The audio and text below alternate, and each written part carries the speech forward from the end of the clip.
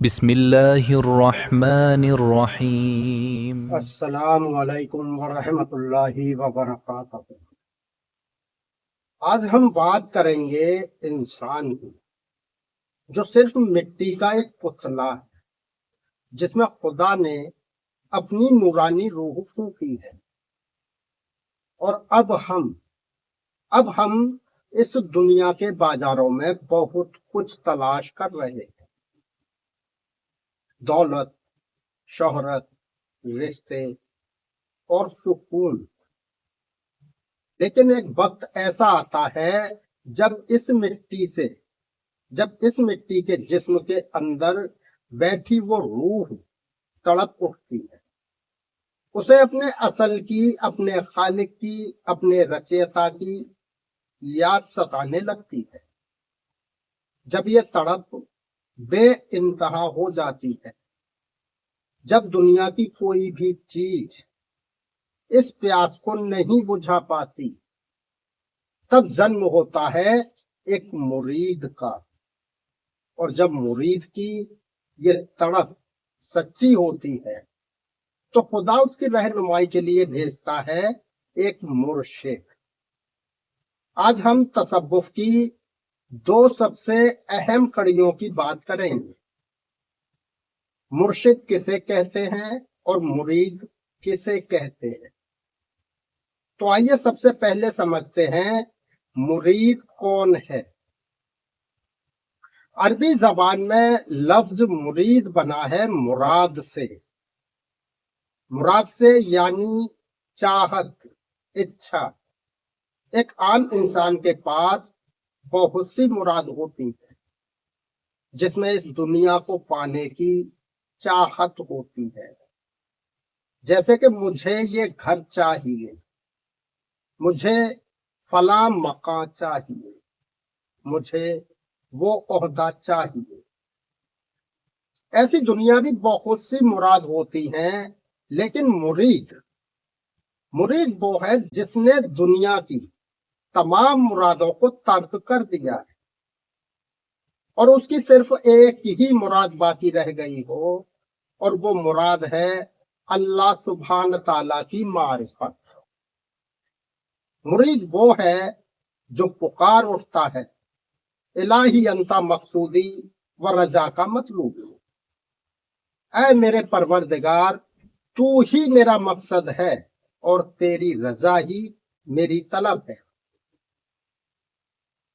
صوفیانہ انداز میں کہیں تو مرید وہ پیاس ہے جسے یہ سمجھ آ گیا ہے کہ دنیا کا کوئی سمندر اس کی پیاس نہیں بجھا سکتا، اسے تو صرف آب حیات چاہیے جو صرف اللہ سبحانہ تعالیٰ کے قرب میں ہے۔ میرے عزیز ساتھی، مرید ہونا کوئی لباس پہن لینا نہیں ہے، یہ دل کی ایک کیفیت ہے۔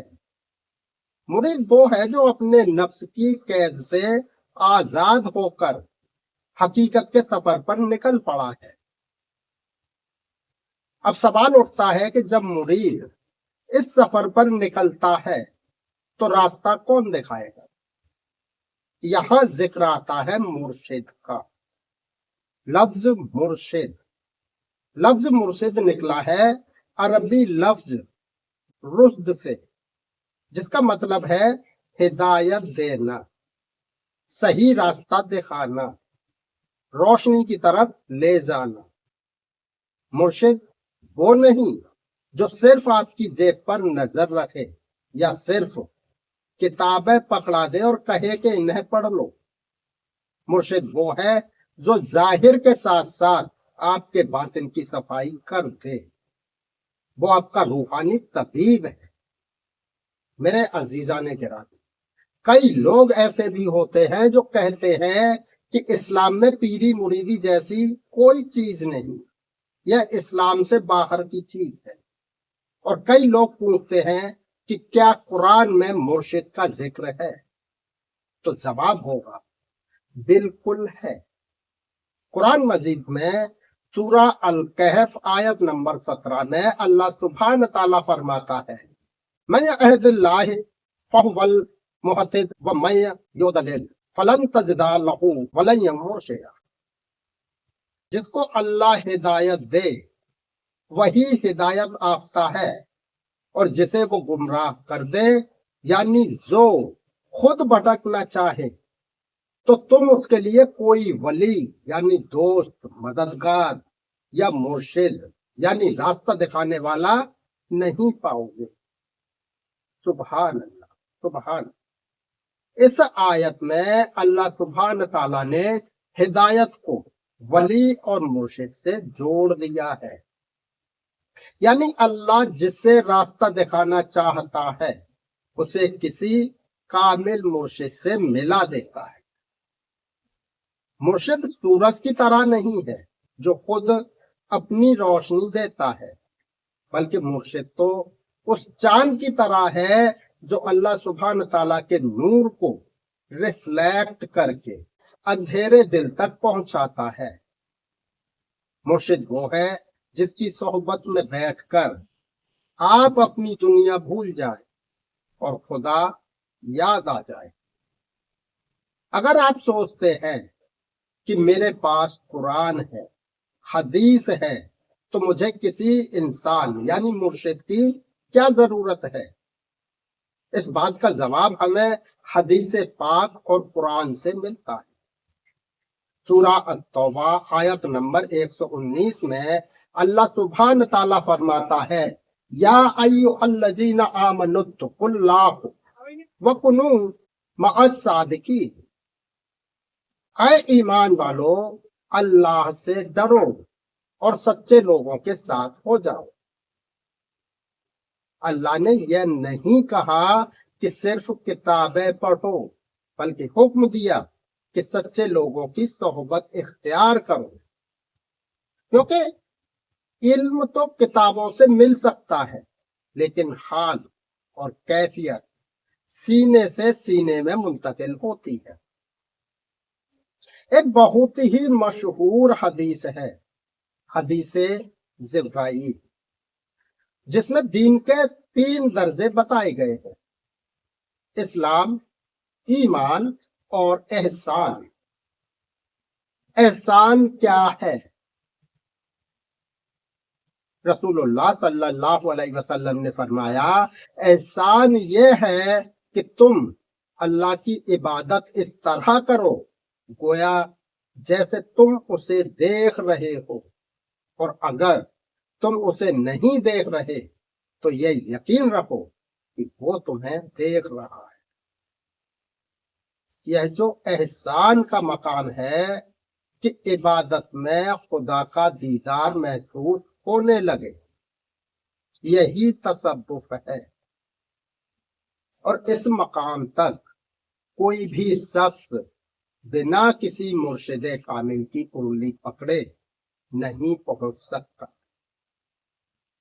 حدیث میں آتا ہے کہ المرء علی دین خلیلہ، انسان اپنے دوست کے دین یعنی طور طریقے پر ہوتا ہے، اور مرشد وہ دوست ہے جو آپ کو خدا کے رنگ میں رنگ دیتا ہے۔ مرشد اور مرید کا رشتہ کوئی دنیاوی رشتہ نہیں ہے، یہ ایک روحانی عہد ہے جسے بیعت کہتے ہیں۔ جب مرید اپنا ہاتھ مرشد کے ہاتھ میں دیتا ہے تو وہ دراصل اپنے نفس کو مرشد کے حوالے کر دیتا ہے۔